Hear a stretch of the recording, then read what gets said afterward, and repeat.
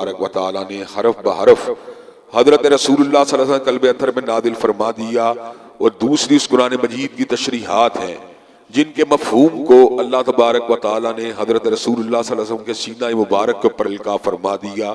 حضرت رسول اللہ صلی اللہ علیہ وسلم قرآن مجید کی تفسیر کو بیان کرتے رہے، توضیحات کو کرتے رہے، لوگوں کے سامنے قرآن مجید کے مطالب اور مفاہیم کو بیان کرتے رہے، اور قرآن مجید پہ عمل پیرا ہونے کا طریقہ ان کو سکھلاتے رہے۔ چنانچہ اللہ نے خود اعلان فرما دیا، وَأَنزَلْنَا إِلَيْكَ الذِّكْرَ لِتُبَيِّنَ لِلنَّاسِ مَا نُزِّلَ إِلَيْهِمْ، ہم نے آپ کے اوپر ذکر کو اس لیے نازل فرمایا کہ آپ لوگوں کو بیان کریں جو ان کے لیے اتارا گیا ہے۔ تنہا اگر قرآن مجید ہمارے سامنے ایک کتاب کی شکل میں موجود ہوتا، ایک بک لیٹ کی شکل میں یا بک کی شکل میں موجود ہوتا، تو اس کے مفہوم کو اللہ تبارک و تعالیٰ کی منشا کے مطابق سمجھنا اور اس پہ عمل پیرا ہونا ہمارے لیے ممکن نہ تھا، اس لیے کہ قرآن مجید میں اجمالی باتیں بھی تھیں جن کی تشریحات کے لیے حضرت رسول اللہ صلی اللہ علیہ وسلم کے ارشادات عالیہ کو سمجھنا